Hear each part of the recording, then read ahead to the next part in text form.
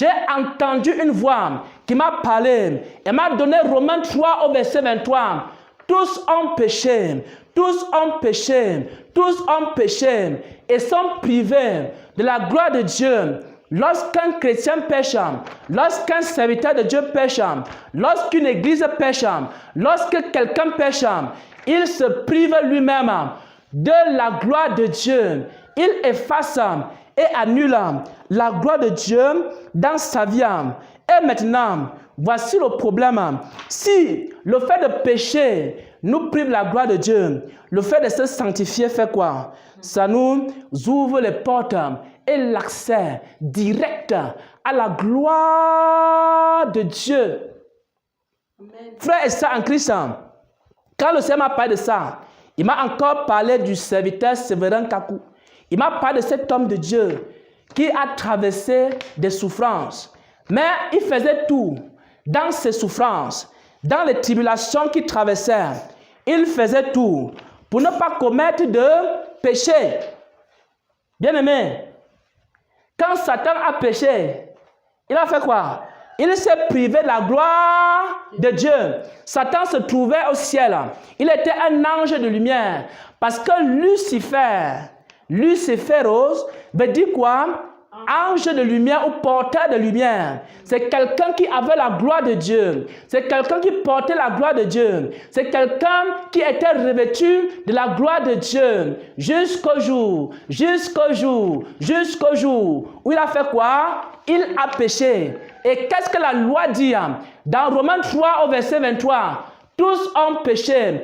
Tous ceux qui ont péché, que ce soit Lucifer, tous ceux qui ont péché, que ce soit Sodome et Gomorrhe, tous ceux qui ont péché, que ce soit les pharisiens, tous ceux qui ont péché, que ce soit Balaam, tous ceux qui ont péché, que ce soit les prophètes de Balaam, tous ceux qui ont péché, que ce soit la femme de Potiphar, tous ceux qui ont péché, mes frères et sœurs, ils se sont privés de la gloire de Dieu. Et comme Satan un jour a péché, il a été privé de la gloire de Dieu. Et Satan connaît ce dont je suis en train de parler. Je suis en train de vous amener quelque part. Ce dont je parle, Satan est au courant. Satan sait très bien que si quelqu'un pêche, il se prive de la gloire de Dieu. Je vous dis la vérité. Voici le centre et le nœud du combat spirituel. Le diable qui était au ciel, le diable qui était dans les lieux élevés, qui était un porteur de lumière. Il sait très bien qu'il a perdu la gloire de Dieu le jour qu'il a péché. Et maintenant, Dieu a créé l'homme à son image. Dieu a créé l'homme à sa ressemblance. Dieu a créé l'homme avec la gloire. Afin qu'il domine sur quoi? Sur les poissons. Afin qu'il domine sur quoi? Il domine sur la nature. Afin qu'il domine sur quoi? Il domine sur les animaux. Afin qu'il domine sur quoi?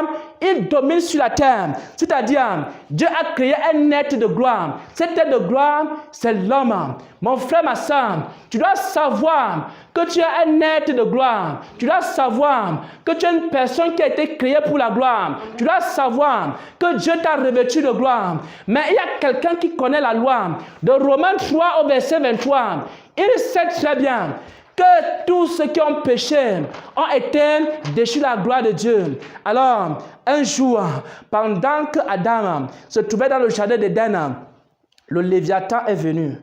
Le Léviathan sait une chose. Il sait que tous ceux qui ont péché sont privés de la gloire de Dieu. Qu'est-ce qu'il devait faire? Il devait faire quoi là-bas, au jardin d'Éden?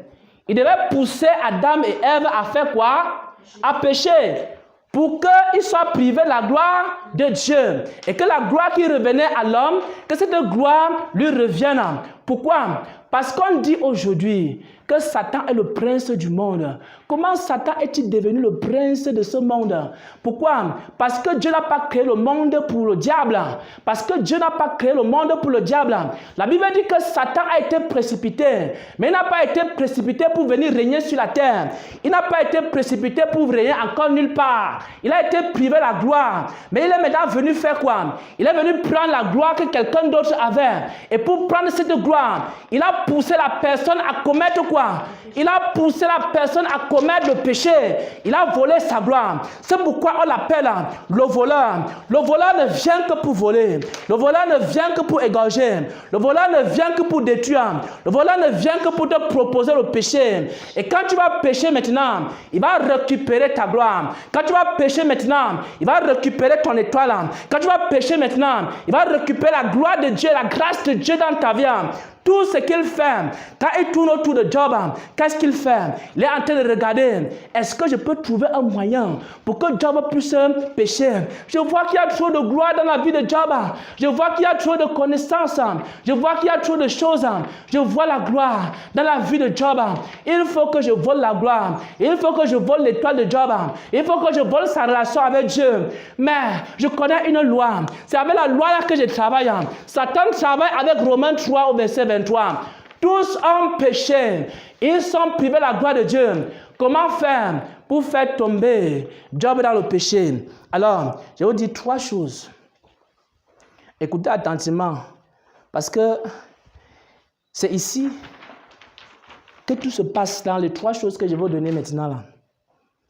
Nous savons que tous ceux qui ont péché sont privés de la gloire de Dieu. Alors, il faut que Satan pousse les hommes à pécher et qu'il pousse les serviteurs à pécher pour qu'ils soient privés de la gloire de Dieu.